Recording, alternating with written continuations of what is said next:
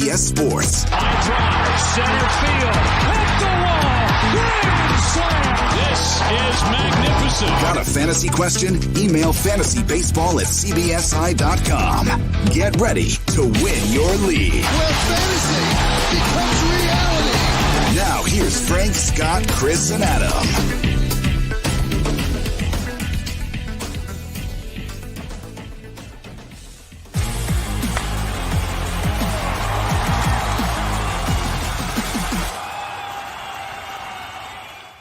All right, let's do this. Welcome into Fantasy Baseball today on Thursday, May 27th. Frank Stanfield joined by Chris Towers today on the show. Most traded players on CBS. We're going to do a Chris Paddack deep dive. I've read an interesting article that I want to tell you all about. More injuries because, today ends in a Y, so why wouldn't there be? We're going to recap the rest of Wednesday's action, and we will get to your fantasy justice questions. So I hope you're ready to judge the people, Chris, and give us a verdict. I never want to judge the people. The people are great. The people pay our salaries. So I'd really rather not judge the people. I'm in a good mood, Chris. How you doing? I'm a little sleepy, but I'm good. It is late. It's past midnight here on the East Coast, as it normally is.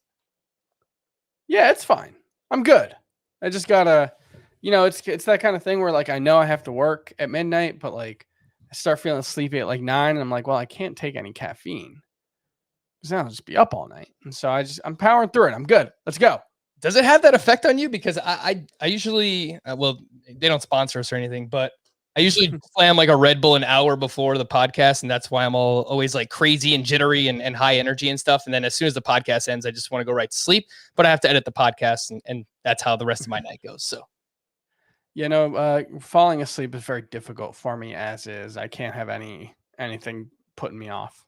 I feel you there, man. Sleep, not the easiest thing to come by. Oh my goodness gracious. All right, let's recap some of Wednesday's standouts. Where do you want to start, Chris? I think you got to start with Luis Garcia, who had a very, very good start against the Los Angeles Dodgers. 6 innings, 2 hits, no earned runs, 1 walk, 7 strikeouts. Threw 100 pitches, only gave up 6 hard hit balls. But it wasn't just what he did on the mound, but what happened away from the park, I guess, for the Houston Astros. What happened in the training room, maybe, or in the manager's office. Lance McCullers was placed on the IL with a shoulder injury, which kind of came out of nowhere. And Christian Javier. Do I have that right? Christian Javier was moved to the bullpen. Am I getting yeah. That is correct. Yep. So even with Jake Odorizzi likely coming back soon, it sure seems like Luis Garcia is going to be in the rotation moving forward. Yep. And we got a bunch of Astros news today. Framber Valdez is going to make his season debut on Friday against the Padres. He was a top 25 starting pitcher in both fantasy points per game and in Roto last year, someone who routinely went deep into his starts. So good news there on Framber Valdez. And Jake Odorizzi will start on Saturday. So you have those two entering the rotation. Luis Garcia remaining in the rotation along with Zach Greinke. Jose Urquidy made a rehab start at AA on Wednesday night. And it looks like that's going to be the 5 moving forward. I think Urquidy's expected to be back by next week. Christian Javier's in the bullpen, as we mentioned, and Lance McCullers is on the IL, seemingly out of nowhere, as you mentioned. But Luis Garcia was great. It was actually his first quality start of the season. He usually goes only around 5 innings pitched, but this was different. Obviously, going up against the Dodgers, 11 swinging strikes. The ERA down to 2.93 with a 1.02 whip for Luis Garcia. And if you play in points leagues on CBS, he has SPARP eligibility, which, coming into the year, Chris, we were like, oh, SPARP is so bad this year. And now it's kind of good because the player I'm about to talk about is James Kaprielian, who had another very good start. But outside of those two, we have Freddie Peralta. We have Alex Wood. Nick Pivetta has been serviceable-ish. Same thing with Cole Irvin. There's been a pretty good amount of SPARP pitchers so far this year in points leagues. Just going back to Luis Garcia, he's only 43% rostered. It looks like he's in line for a 2-start week next week versus Boston at Toronto, which is actually at Buffalo now. Not the greatest matchups, but I kind of feel like in a 2-star week, he should be rostered in more than 43%. Yeah, and just to be clear, this is Luis Garcia of the Houston Astros. I know Luis Garcia of the Washington Nationals was just called up, not that guy. I think going into next week, he probably needs to be about 70 to 75% rostered just because of the 2-start week, maybe a little higher. He's been really good. It's like you said, he's not going deep into games all that regularly, but 47 strikeouts to 40 or in 40 innings, only 15 walks, 3.38 ERA. There is a lot to like about Luis Garcia, who also has a very good minor league track record to back him up. Yep, 100%. So I do think if you are looking for a 2-star pitcher for next week, Luis Garcia, he's thrived in even some tougher matchups, as he did again on Wednesday. James Kaprielian, my goodness gracious player from Wednesday, a standout for me. He was going up against the Seattle Mariners, 7 shutout with 2 hits, 2 walks, only 4 strikeouts, only 4 swinging strikes on 94 pitches. So a bit of a mixed bag here, and something I didn't love to see. He averaged 91.7 miles per hour on his fastball. That velocity was up over 93 miles per hour in each of his first 2 starts. But what I did take away is this quote that I saw in the recap on MLB.com. And Kaprielian had this to say: "Not my best stuff today, to be honest. It was one of those mental games where I had to compete. Catcher Aramis Garcia did a really good job of helping me make adjustments, just move the ball and get ahead of the count. Knowing I didn't have my best stuff, I wanted to go out and use my defense." So I think the fact that he realized that, made adjustments mid-game, still managed to go 7, albeit, not against a great lineup, a lineup that's been no hit twice. I thought it was overall encouraging for James Kaprielian, Chris. So I would rather have Luis Garcia than Kaprielian.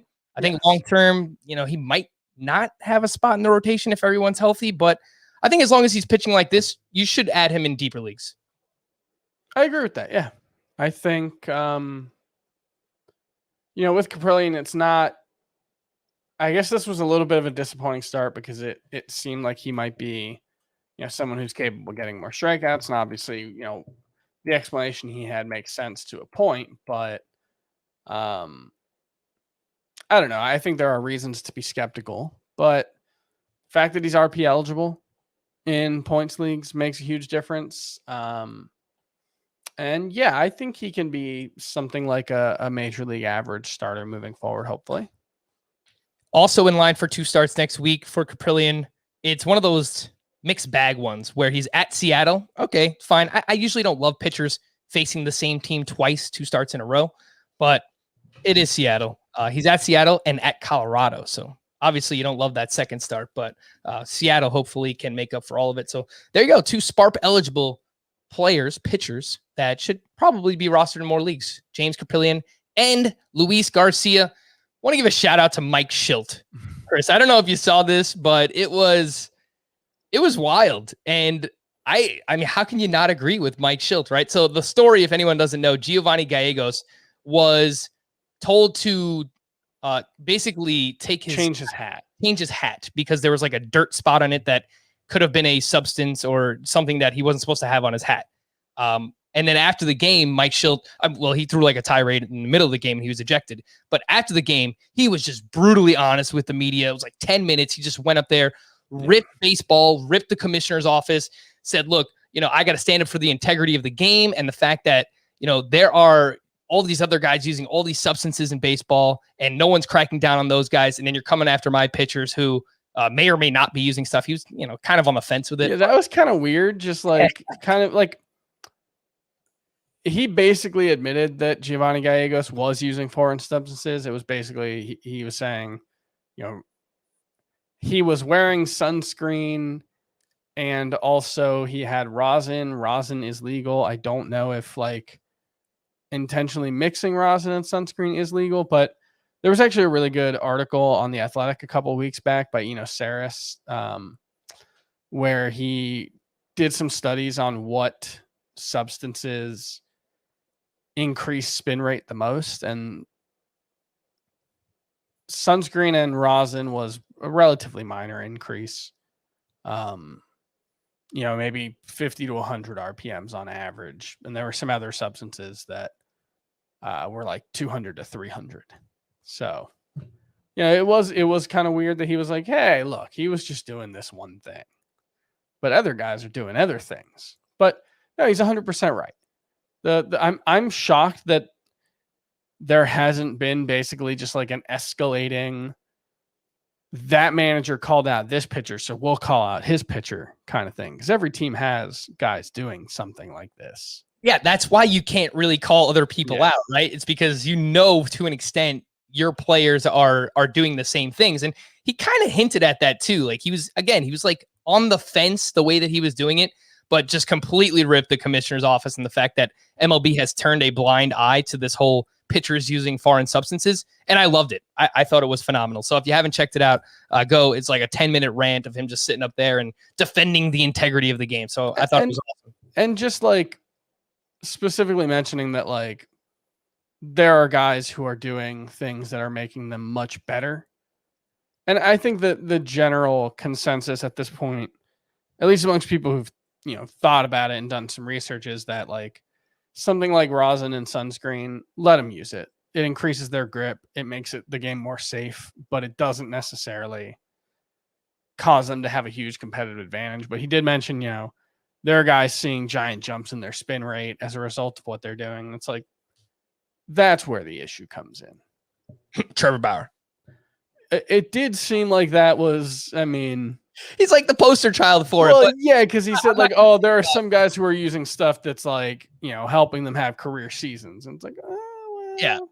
Yeah. Maybe the guy, and he specifically pointed out people who are making money off of it, right? It's just Trevor Bauer just got this massive contract and won the Cy Young. So look, I'm not just going to call out Trevor Bauer because I'm sure there's a bunch of pitchers doing it.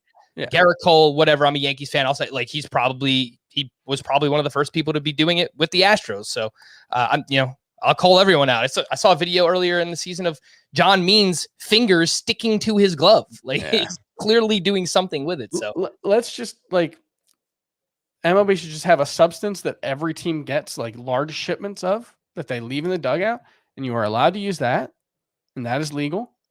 And anything else, there is a zero tolerance policy. And just like be done with it. Well, what are hitters allowed to use then, right? It's because I don't know. One thing that Schultz said was that hitters generally don't mind something like sunscreen and rosin.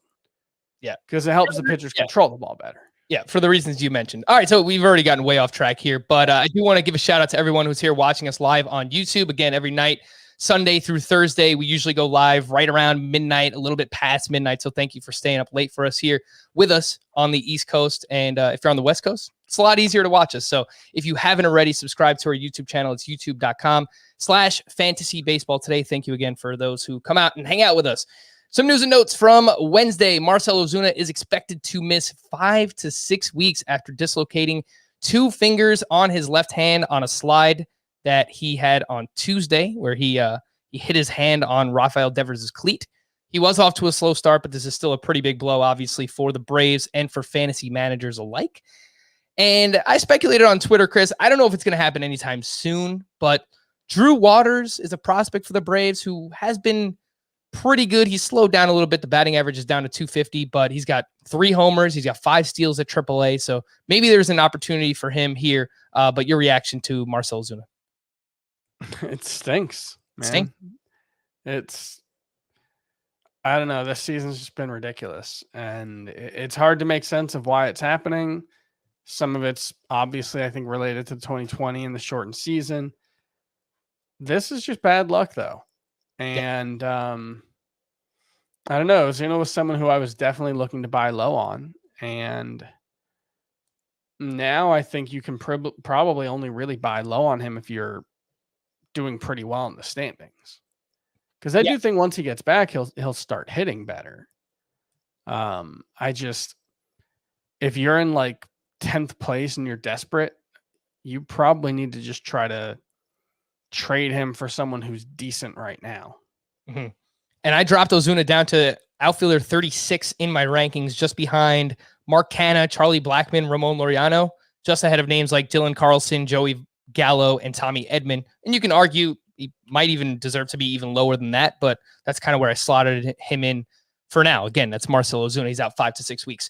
We could do a whole Astros segment. We spoke about them already, but Framber Valdez, if he's available in any shallower leagues, he's 69% rostered right now. Nice. Make sure you get him on your team. He was great last year. Ground ball pitcher, got a good amount of strikeouts, has an awesome curveball. Jake Odorizzi will start on Saturday. He's 30% rostered. Chris, interested in him in deeper leagues or not so much? Yeah, in deeper leagues, but you need to see what kind of shape he's in before you think about adding him in a 12-team league for sure. But, in a 15-team league, Jake Odorizzi probably should be rostered. We had a bunch of Yankees news on Wednesday. Corey Kluber, again, unfortunate guy coming off a no-hitter. I don't know if that played into it, the fact that he threw as many pitches as he needed to in that start, but he has a subscapular strain in his right shoulder and will be shut down for at least 4 weeks. Davy Garcia has been recalled and will start this weekend against the Tigers. He's 28% rostered, but I mentioned this on yesterday's podcast. Davy Garcia had been struggling mightily at AAA, a 5.17 ERA and a 1.60 whip. So much like Odorizzi, he's kind of rostered in that same range right now. Chris, is he another name in only deeper leagues, Davy Garcia? Yeah, I mean, I think I'm more interested in him than Odorizzi, but that's just the allure of the relatively unknown and relatively unproven over someone like Odorizzi, who even at his best has mostly just been pretty average. The problem with Garcia is the control. That was an issue when he got up to AAA in 2019, and it's been an issue this season. Obviously, he only made one major league start, 3 walks and 4 innings, but 12 and 15 and 2/3 so far at AAA. And, since he basically got to the upper minors, it's been basically a walk every other inning. And I like his stuff. I think he can be a good pitcher. I think he can generate a lot of whiffs. He's got, good fastball that he can, it's kind of deceptive, but the control problems really make it hard to see how he's going to be an impact guy unless he just gets much better. Yep. It wouldn't surprise me if he has a good start this first one out against Detroit, just because it's the Tigers lineup, and obviously that's a good matchup. But a name to pay attention to, Davy Garcia there with the Yankees. Luke Voit has a grade 2 oblique strain. Apparently he started feeling it last Saturday. He was expected to miss this weekend series with the birth of his child. So, I don't think those things are related. He probably is legitimately just dealing with an oblique strain. But once DJ LeMahieu returns, I assume he'll play first base. Rougned Odor will play second. Glaber at short and Gio at third base. So Yankees lineup is depleted, but the cavalry is coming. Giancarlo Stanton will be activated on Friday. The Yankees Blue Jays game was postponed on Wednesday, which delayed Alek Manoah's debut another day. He will start I believe it's the first game of a doubleheader on Thursday. Cody Bellinger is expected to rejoin the Dodgers on Saturday. Byron Buxton is still having trouble decelerating and is unlikely to begin a rehab assignment immediately. Manny Machado is out for his 6th straight game, though he did make a pinch hit appearance on Wednesday. Nelson Cruz returned to the Twins lineup. Nick Senzel had knee surgery and is out 4 to 6 weeks. So the guy, I think he's talented, but he hasn't really shown it on the field consistently. And he hasn't really been on the field that much because injuries have been a real issue, even going back to the minors. It's a bummer. It's a bummer there for Nick Senzel. Nico Horner, another one, just returned recently from the IL. He goes back on with a left hamstring strain. Austin Hayes to the IL with a left hamstring strain as well. Brandon Belt went to the IL with a mild left oblique strain. David Dahl to the IL with a left rib contusion. It's just how many players are going to go on the IL every day? Chris Davis is set for more playing time for those in AL-only leagues. Marco Gonzalez is expected to return to the Mariners rotation next week. Yordan Alvarez was scratched Wednesday with right wrist soreness. Anthony Rizzo is dealing with back stiffness. Dominic Smith is dealing with a knee issue, which he suffered on a slide on Tuesday. Michael Kopech is day-to-day with left hamstring soreness. And finally, some good news. Michael Pineda returned from the IL on Wednesday, and he was great against the Baltimore Orioles. 6 innings, 1 run, 2 walks, 8 strikeouts on 19 swinging strikes. Both the strikeouts and swinging strikes were a season high for Michael Pineda. He is down to a 2.62 ERA and a 0.99 whip. However, Chris, he is one of these pitchers in that mid-tier where if you can turn him around for one of those buy low hitters, I would look into doing it right now. Oh, yeah. I mean, I think Pineda's okay, but he's not a top 70 pitcher for me. So I'm not really viewing him as someone who, even needs to be on your roster. Whoa. I have him 58. Scott has him 56. You have him 66. So in that fringe, but yeah, I think he should be on a roster, Chris. I mean, he's got a 2.62 ERA. The underlying numbers say he's been lucky, but I think as long as he's I guess that's my thing. Is like if I needed a roster space, if I had a bunch of injuries and Michael Pineda was the worst pitcher on my team, I wouldn't necessarily feel terrible about dropping him. But if I could move him for Kevin Biggio in a roto league, I would definitely do that. All right, let's take a closer look at Chris Paddack, who also had a mixed bag of his own at the Brewers on Wednesday. 6 innings, 2 hits, 1 run, 0 walks, only 2 strikeouts, only 4 whiffs, only 68 pitches. However, I looked into this. He was pinch hit for in the 7th inning. There was a runner on third base in a tie game. And so they were looking for an opportunity to take the lead. They didn't do it. They actually took the lead in extra innings. But Chris Paddack also allowed 8 hard hit balls. So that's kind of like the bad side of things. But the spin rate on his fastball, I'm going to throw a bunch of stuff your way here, Chris, and then you could just react to it. The spin rate on his fastball remained up. 2290 RPM in this start for Chris Paddack. He averaged 2230 RPM back in 2019. So now this is verging on, I think it's even before he got hurt, that the spin rate on his fastball has consistently been up and higher than it was back in 2019, which is what we wanted to see. We want to see the fastball high up in the zone with a high spin rate, and that's what he's been doing. He has a 1.42 ERA in 4 starts since returning from the IL, however, only with 14 strikeouts in 19 innings pitched.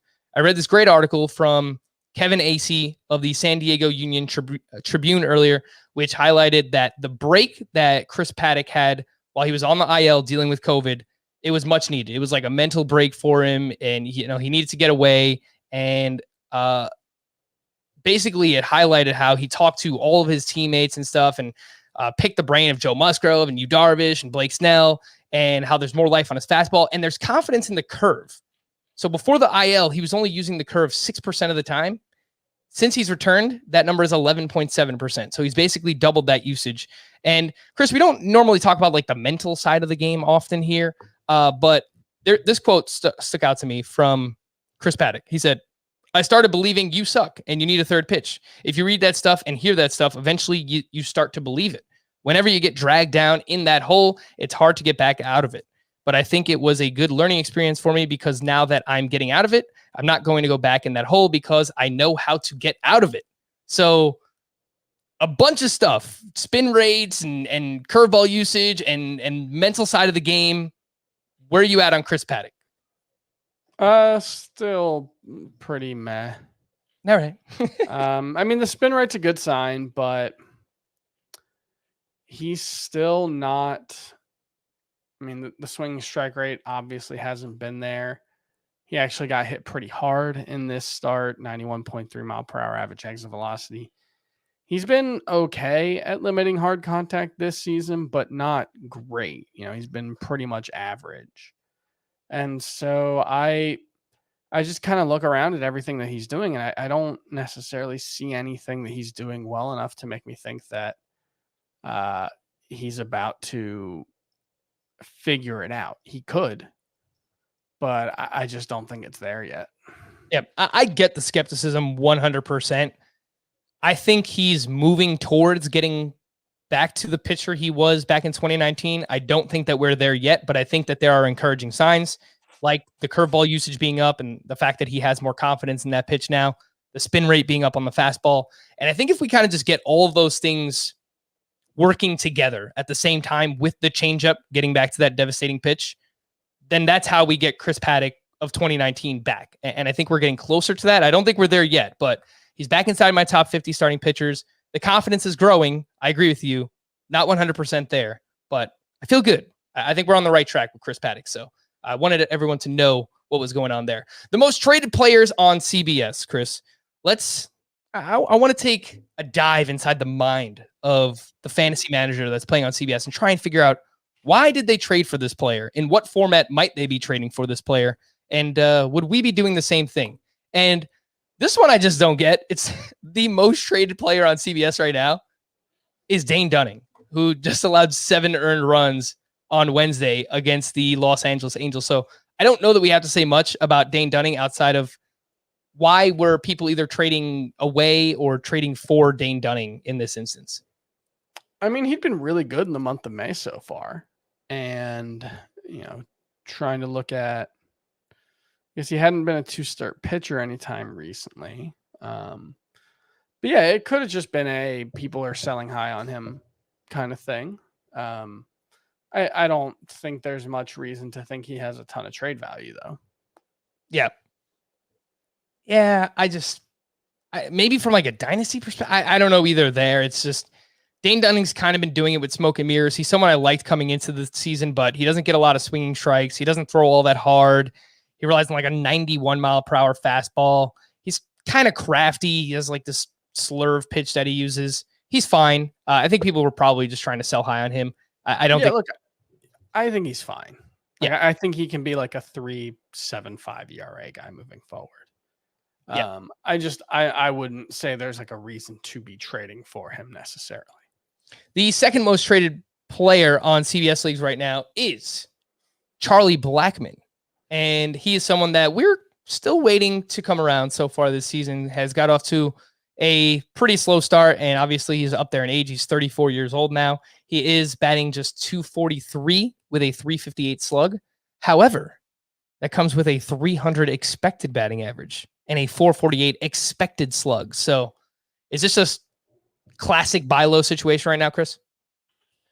Yeah, it's so weird because guys who play at Coors Field half the time generally actually their expected stats are worse than their actual production, just because the expected stats don't necessarily quite seem to know how to handle Coors Field. The thing with him is that he hasn't been good at Coors Field at all.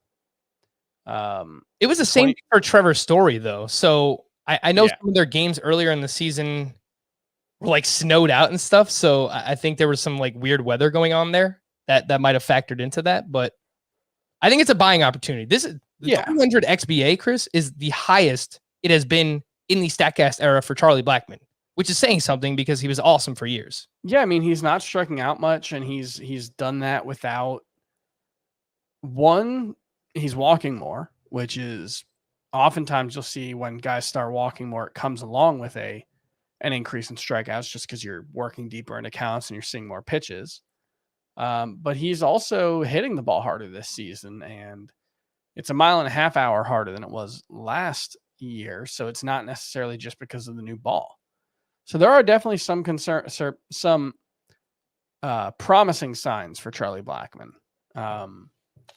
I'm trying to think, where did I end up with him?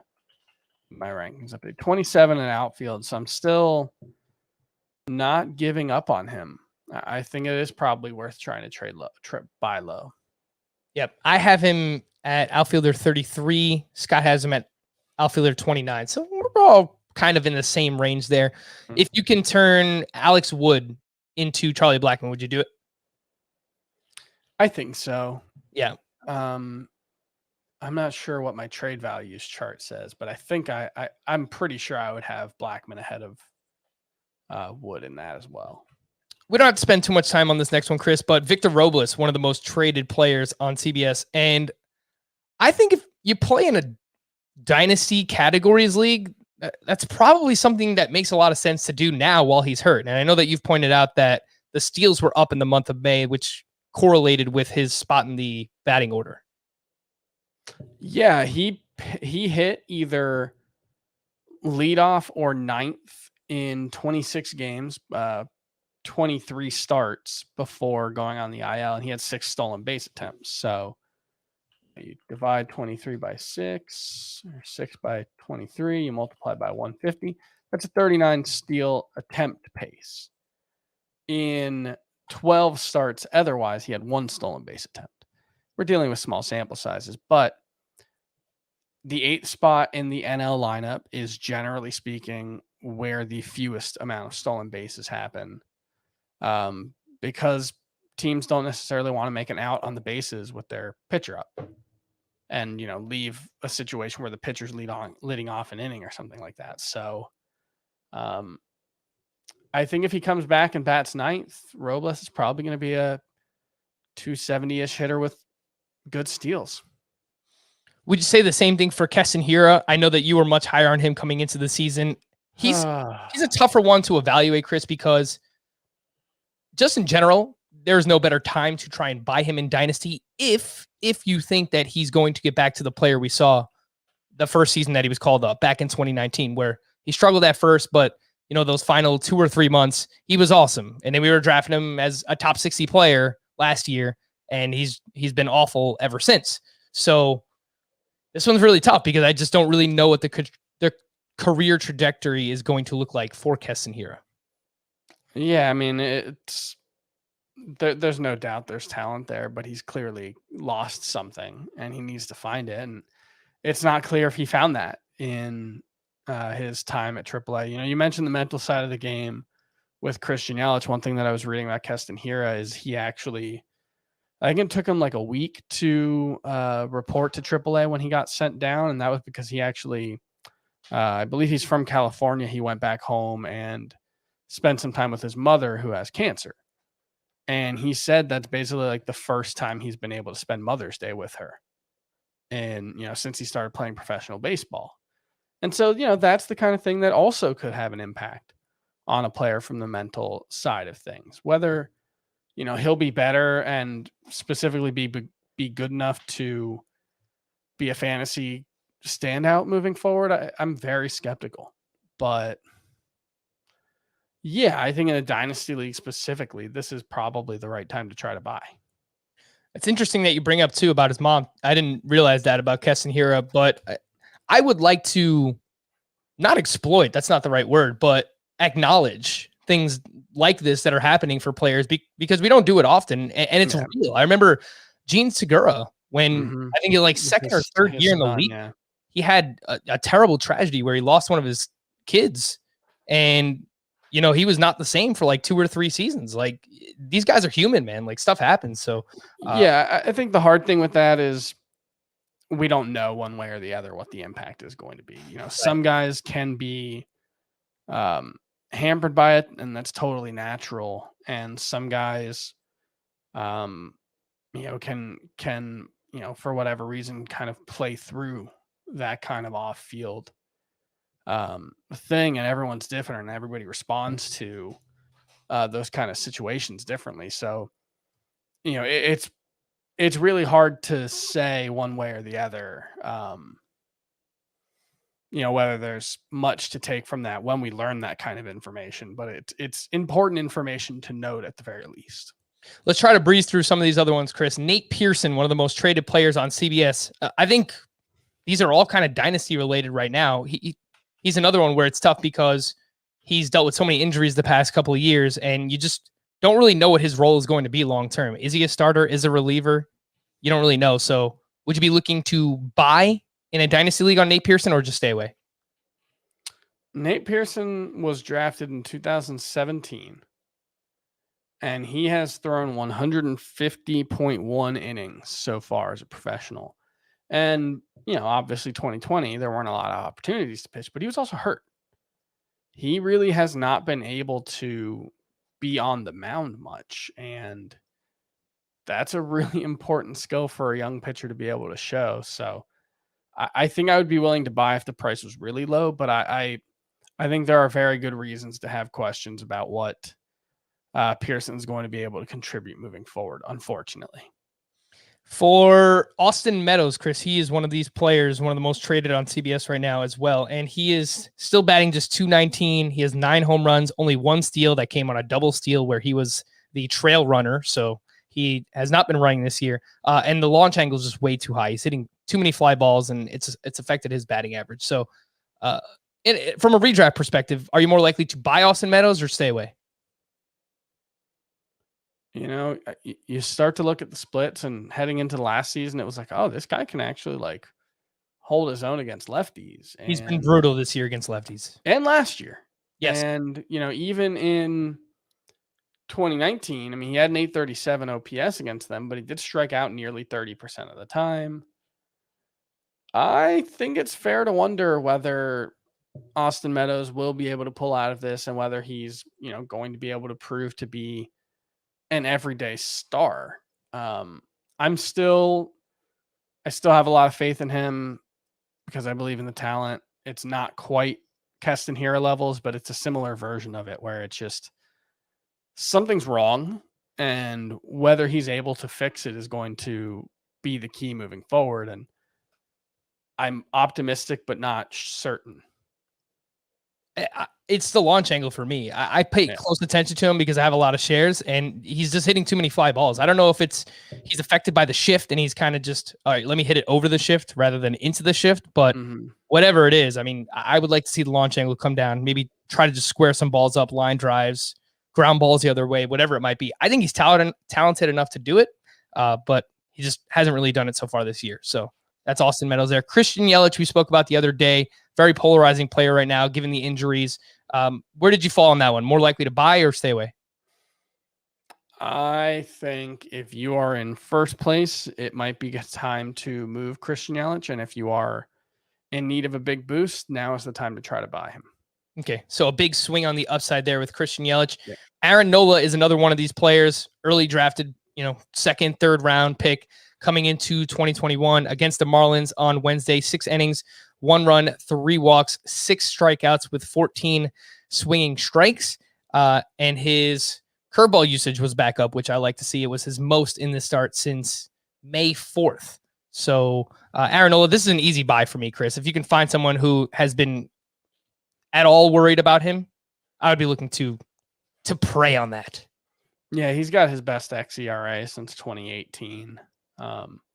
I definitely think this is the time to try to buy Aaron Nola. The last one I'll bring up is Nolan Arenado, who we have not spoken about together in quite some time, Chris. And I know that you were skeptical of him coming into the season. And I do have an Apple Podcast review from Trenton Andrew 7, who called us out. Nolan Arenado is currently first in the NL in extra base hits.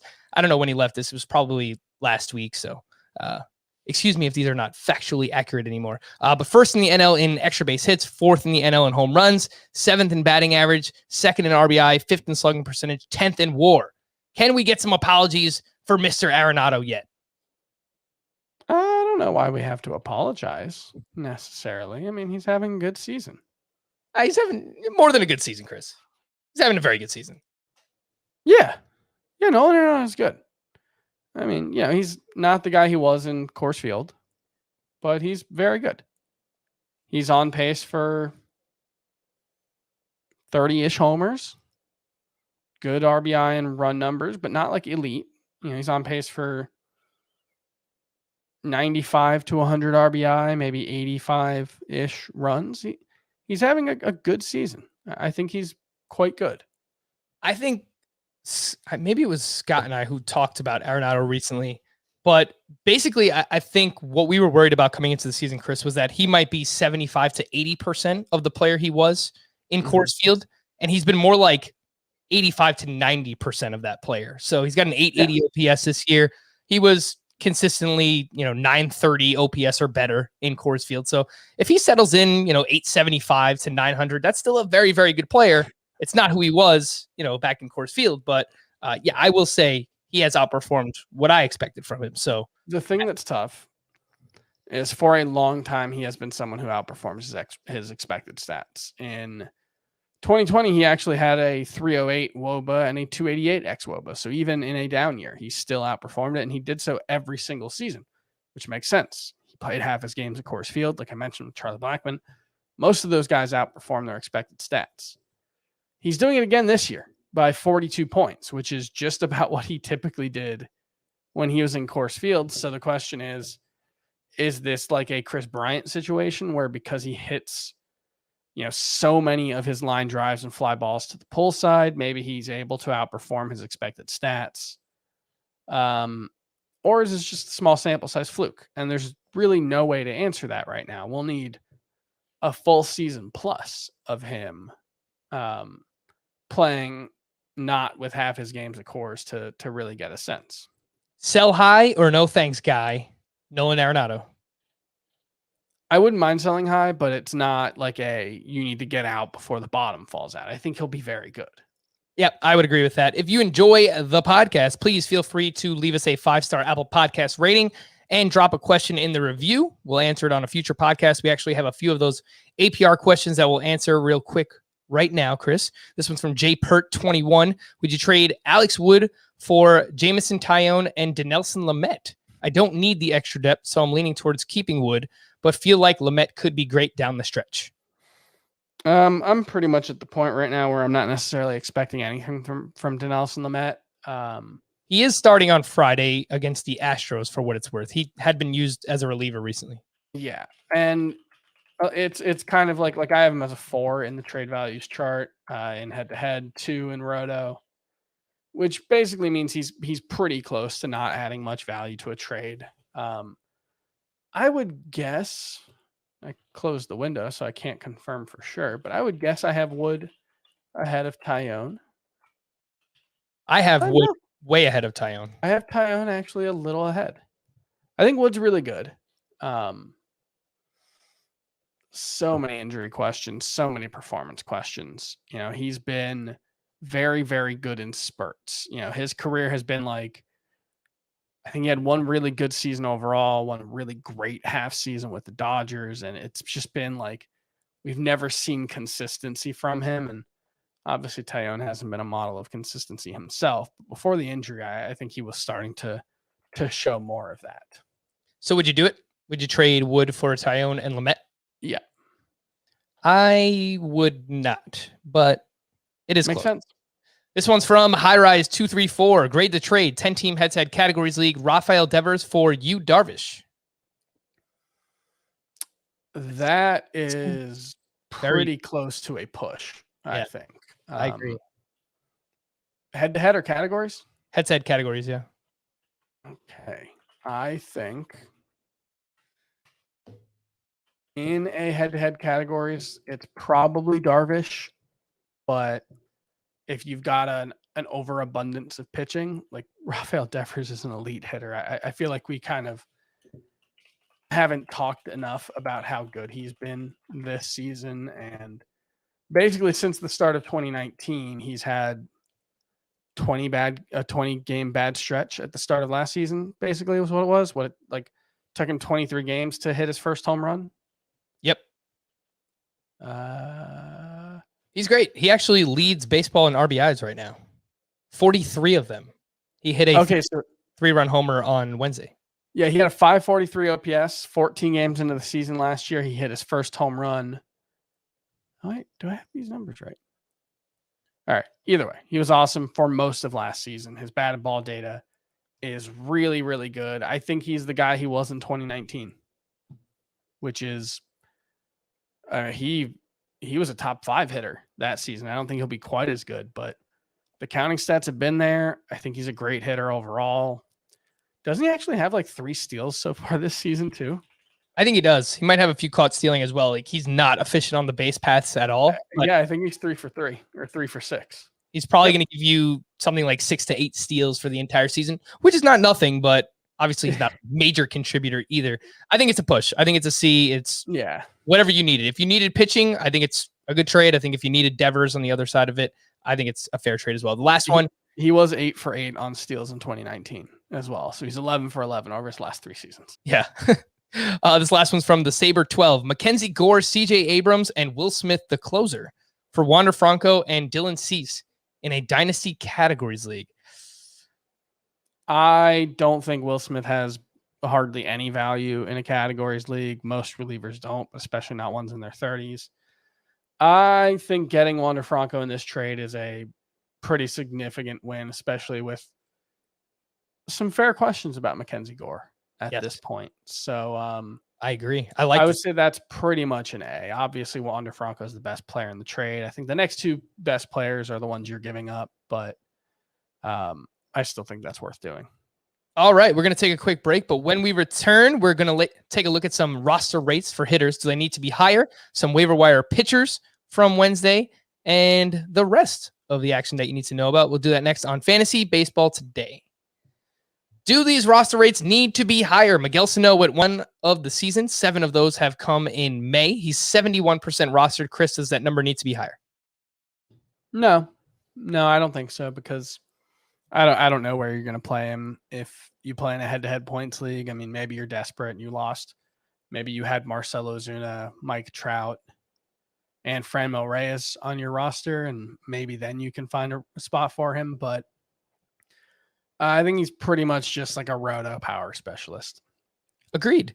How about Nick Madrigal? He has back-to-back 3-hit games, and all of a sudden he's batting .301. The problem, doesn't really do anything else. He has 1 home run and 1 steal in the season. 68% rostered for Madrigal. Does that number need to be higher?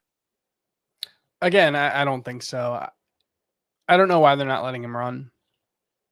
That's the big thing. If they were letting Nick Madrigal run, he's 82nd percentile in sprint speed. He was like a 35 to 40 stolen base per 150 games guy in the minors. If they let him do that, I think he could be a very, very good roto option. As is, I don't know, 68% is probably a little high. Yeah, he's kind of like David Fletcher when David Fletcher's good. He's been very bad this year, but that's or kind of, Luis Arias. Yeah. I mean, those are all, or even someone like Miguel Rojas, who doesn't necessarily make quite as much contact as those guys, but is a batting average only kind of player. I think Miguel Rojas might be better. Yeah, I was just going to say that. I think he's probably better than Nick Madrigal. He has been. That's actually a factual statement, and he might be better moving forward. Miguel Rojas has been like a couple of years now. Oh, yeah. Yeah. I'm not being like facetious. He actually has. He's been solid. Yeah. Tommy Pham went 2 for 4 with his 6th stolen base on Wednesday. He now has 6 hits, 6 runs scored, and 3 steals over his last 6 games. Slowly coming along. 52% rostered. He has 7 games next week. Chris, is that number too low for Pham? 52%.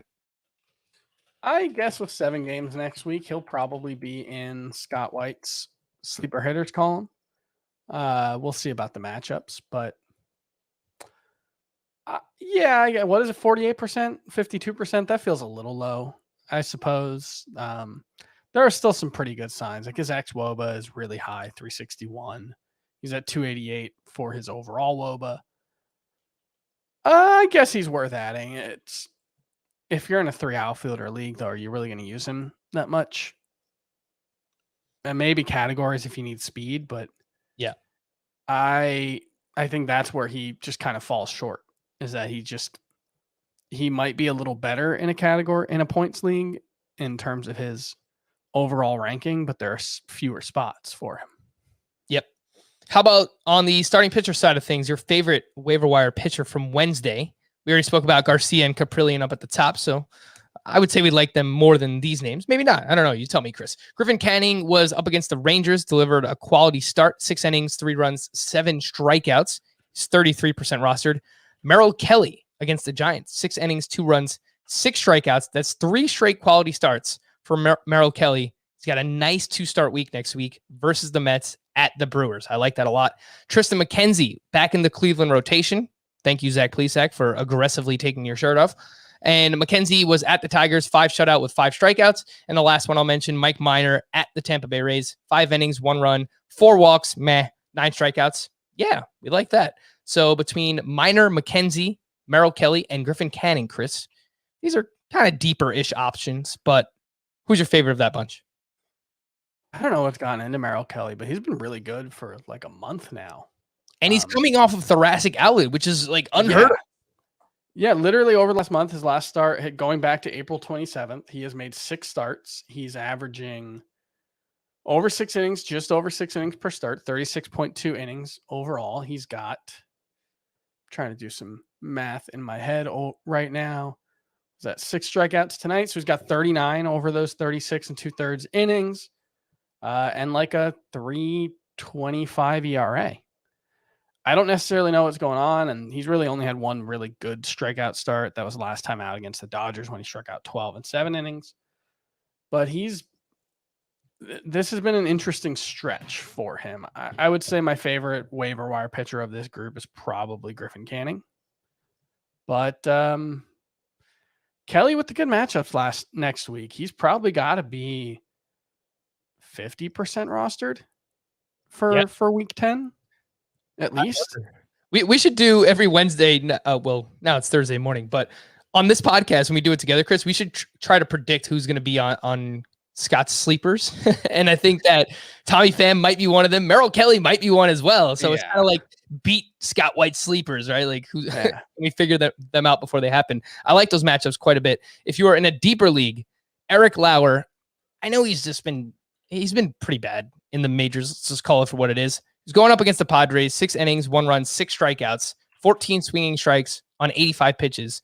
And he's had great minor league numbers. I just keep going back to that with Eric Lauer. I don't know if it means anything, but 207 strikeouts over 183 innings in the minors. He's 3% rostered. So, I mean, this is in the deepest leagues, NL only, maybe deep dynasty if you need a pitcher just to pick up and stream. But I've always kind of liked the guy, so I thought I'd give him a shout out. We'll do some quick studs being studs, pitchers first, and then hitters. If anything stands out to you, Chris, just stop me and talk about it. Carlos Rodon had a tough luck loss against the Cardinals. The guy just keeps chugging away. 6 innings, 1 run, 0 walks, 10 strikeouts, 22 swinging strikes, 16 of those on the fastball. Entering the start, he was the number 3 pitcher in fantasy points per game. Tyler Glasnow against the Royals, 8 shutout with 11 strikeouts to 2 walks. He threw a career high 49 sliders in the start.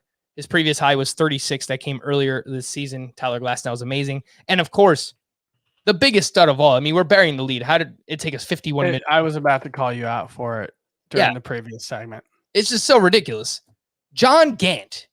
I mean, of all the dramatic things, John Gant being John Gant and throwing a John Gant, which we came out the other day and we said, 5 shutout, 3-4 walks, couple of hits. He'll give you a strikeout per inning. That's John Gant. That's exactly what he did against the White Sox. So from now on, moving forward, 5 shutout with at least a 1.50 whip. That is a John Gant. No, I prefer. This is the definition I prefer. I did some research earlier on this. All right. So he has made 27 starts since the start of 2018. And in 11 of those starts, he's allowed 2 or fewer runs with 3 or more walks and 5 fewer strikeouts. So about 40% of the time that John Gant has started in the last 4 seasons, he has been below a 2-to-1 strikeout to walk ratio with 2 or fewer runs allowed. I think that's a John Gant. He leads the majors in such starts going back to 2018, even though he's only made 27 starts. So I believe that is the John Gant. I believe Martin Perez was tied with him coming into tonight's start in John Gants, and Sandy Alcantara has 9 John Gants, but only 1 this season. So he's really slipping.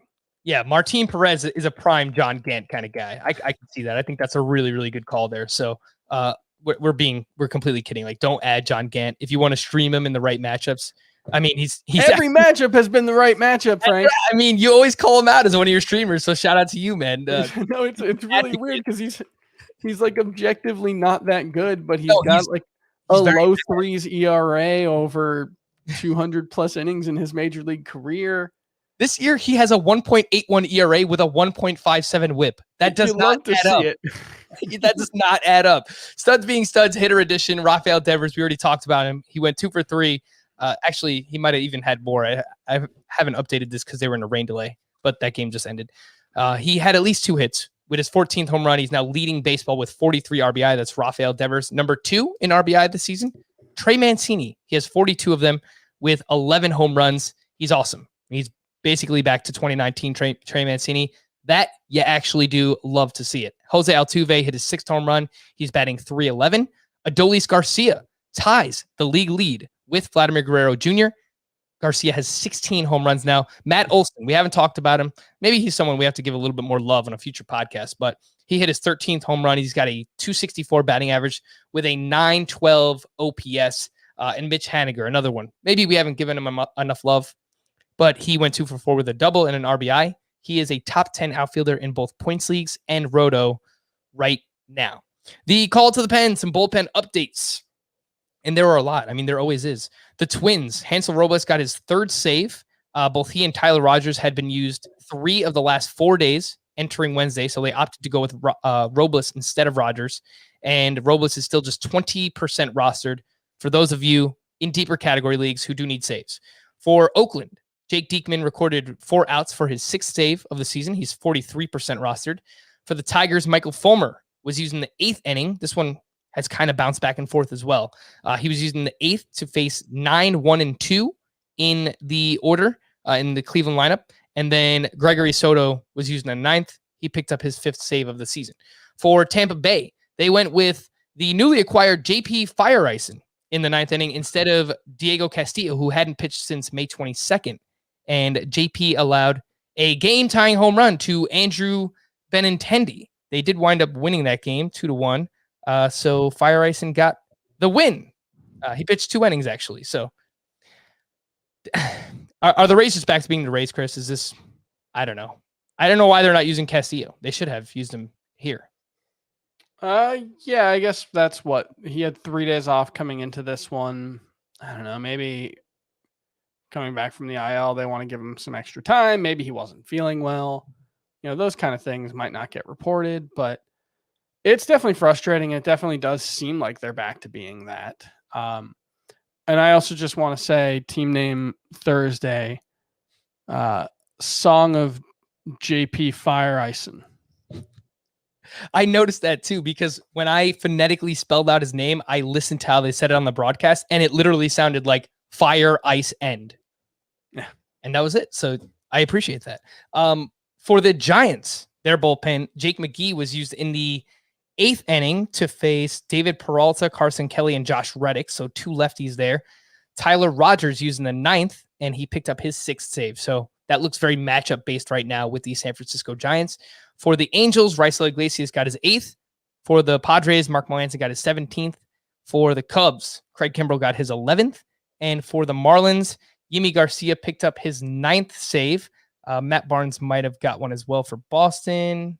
It's still updating. I don't know if it happened or not. So we will just wrap it up there. To stream or not to stream for Thursday, Chris, give me your 3 favorites. Antonio Senzatella at the Mets, Spencer Howard at the Marlins, Tyler Anderson versus the Cubs, Brady Singer at the Rays, Shane McClanahan versus the Royals, and Carlos Martinez at the Diamondbacks. I think I would go Singer, who I think probably needs to just be rostered more than just the streamer range. Then I would go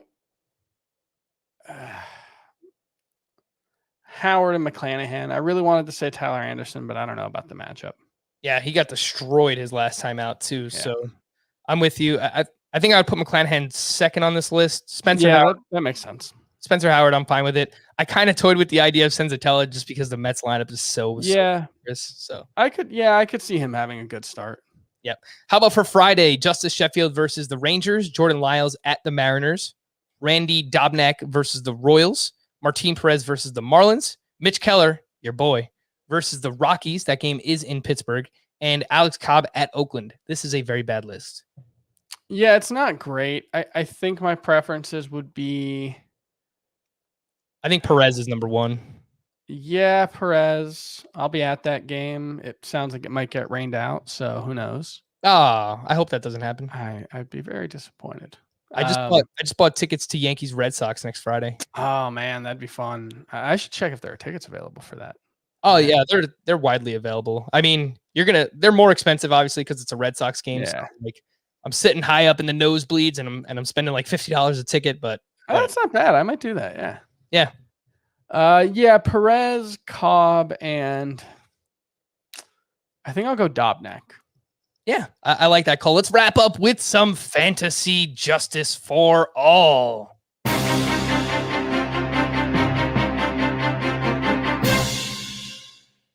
Shout out to everyone who sent in your fantasy justice questions. This is a lot like Fantasy Cops, which they do on Fantasy Football Today. Used to be the Regulator segment here on FBT, but we can no longer do the Regulators song. So if you have an issue with your league, commissioners, basically something that's not fantasy related, email us in and we'll try and come to a conclusion for you. This one's from Tony. My league is a 10-team points league where we assign wins to the top 5 teams each week and a loss to the bottom 5 teams each week. This morning, one of the people in the league looked back to week 3 and noticed that the scores on CBS show different now than they did on that Monday following the scoring period. We have been able to identify that the team that finished fourth had their points reduced somehow by 4 points, which dropped them to sixth place. The commissioner kept a spreadsheet with each week's scores, which is actually the only reason we were able to figure out which team had a scoring change. He typically updates that on Monday afternoons, so the update was likely at some point after that, which seems odd to us. If anyone ever needs to find this, by the way, if you play on CBS, if you hover over the scores tab in your league and you click on stat corrections, you can go back to any week and see the official stat corrections that happen in baseball. So just a shout out there if you need to know. So the team that was originally in sixth place, once that win at this point, the team that was originally in the top 5 is questioning when a scoring period should be final, and also wanting to be able to know what the actual scoring change was that would have pushed him into a loss instead of a win. Who gets the win? I think it's whoever got pushed up into the top 5 should get it. Scoring, these scoring changes suck, especially, in fantasy football, but they happen all the time. So again, you can find them on the website and you can find exactly what it was that happened. So I think you kind of have to honor the scoring change. No, Chris? Yeah. I'm trying to figure out. Oh, okay. Chris Paddack apparently had, this is probably what it was. Chris Paddack went from 1 earned run allowed to 5 earned runs allowed in his start. It sounds exactly like 4 points. Yeah. So that's probably what it was. Although you would think with that kind of change, there might have been a hit involved as well. But yeah, I guess that was his start on April 20th, maybe? I don't know. I kind of think both teams should just get a tie. I don't really think there's like a right answer there. The official MLB scoring says that the guy who got the stat correction wins, or the guy who benefited from the stat correction wins. But I think the most fair way to do it is to just give them both a tie. Give them both a win if you can. But yeah, I don't think there's a right answer there. I guess I would lean towards leaving it if there is a right answer, but the other side seems equally legitimate. There are no ties in baseball. There are no ties in fantasy baseball, although sometimes there there definitely are head-to-head points leagues or head-to-head categories. I would honor the scoring change, but that's just me. This next one's from Colin. We had a trade this week for the first time. This is a 10-team category league. I'm writing to you because 2 of our managers have agreed to Yasmani Grandal and Christian Yelich for Alex Verdugo and Wilson Contreras. The problem I see with this trade is that the managers are in a relationship with each other, which raises suspension, and the team receiving Yelich is currently in 3rd, and the other is in 2nd to last place. What do you think should be done about this? It doesn't seem like it's not a great trade, but it doesn't seem terrible either. Grandal and Yelich for Verdugo and Wilson Contreras. This might have happened a while ago, though. Okay, so I think, like, if you're going to do this and, like, tell them they can't make this trade, you kind of have to tell them to break up, right? You can't trade with any significant others. Like, it's not a great trade for the team giving up Yelich, but it's not that bad. We were talking the other day. I'm trying to remember who Scott said he wouldn't give up for Yelich. I think it was Winker. Yeah. And I actually have Verdugo higher than Winker. Yeah. So again, I don't think it's not a great trade, sure, but it's definitely not vetoable unless you're going to tell those people they can't be in the league. I'm very anti-veto trades too, so I think this trade is fine. You let it go through, but as someone who plays in a league with my dad, I never trade with him, because if I did, the whole league would go crazy. Yeah, I'm in a football league with my wife, and we can't trade together. There have been times when it's been like there's an obvious trade that we should make, and we just can't. Yeah. This last one is, oh man, it's pretty long too. All right, let's try and skim through this one. From Josiah, Dustin's team is not very good and has decided to focus towards 2022. He has traded away players for 2022 draft picks, etc. As part of this, he has deployed a controversial strategy of benching all his hitters if he takes an early lead in average and OPS early in the week. in hopes of winning those 2 categories and then punting the rest of the hitting categories. This has had mixed results, but Dustin argues that based on the talent on his team, he would rather try to lock in 2 hitting categories than potentially losing all of them. Some in the league are not happy, saying that it is lame and unfair because he is being non-competitive and it affects the outcomes of matchups and the standings. As commissioner, I think that as long as he is playing within the rules, he can manage his team however he wishes. So, 1, should Dustin be allowed to manage his team in this manner, or is he compromising the integrity of the league? Well, answer that question first, Chris. What do you think? Yes. Secondly, I think he's doing both. Secondly, it was suggested that we create a minimum at-bats rule to qualify for hitting categories. Most teams are on board, but not everyone. Well, you can't change a rule mid-season unless it's unanimous. So I'll just throw that in. Yeah. Like if you wanted to change the rule, and you shouldn't. Like you can't change rules midstream. My personal view on this, and this comes up a lot when people are like, well, I just don't play a catcher because they'll wreck your ratios or whatever. You got to field a full lineup. You got to field a legal lineup. Like that's just, maybe call me a stickler for the rules or what have you, but like the Angels can't go out there and say, well, we're only going to have 6 hitters in the lineup today because we only think we have 6 good hitters and we don't want to waste any outs on Taylor Ward. Like you can't do that. You have to have your players in your lineup. I play the leagues where I'm commissioner. If you don't have a legal lineup, your score doesn't count. And I think that's the way it should be. If he wants to drop all of his players and only start Luis Arias and start a bunch of bench guys who never play or minor league guys who never play, fine. But you can't just not have guys in your lineup. I strongly believe you should have to field a full lineup. This isn't the same thing, but I feel like a Marmol strategy is kind of similar because you are punting categories and you're kind of doing so strategically, but you also do have a full lineup at the same time. It's just that they're all relievers. So that's not necessarily the same thing. I do think that a at-bats minimum for the week in a head-to-head categories league makes sense. Although we don't talk about it often, but it probably should be a thing because for this reason, what if someone just has like a 1,000 batting average after one day and they want to bench the rest of their hitters, right? They're going to lose obviously any accumulative statistic, but I guess that's within their right to do so unless your league has rules against it. So I'm in favor of the minimum at bats for a head-to-head categories weekly league. So I think justice has been served.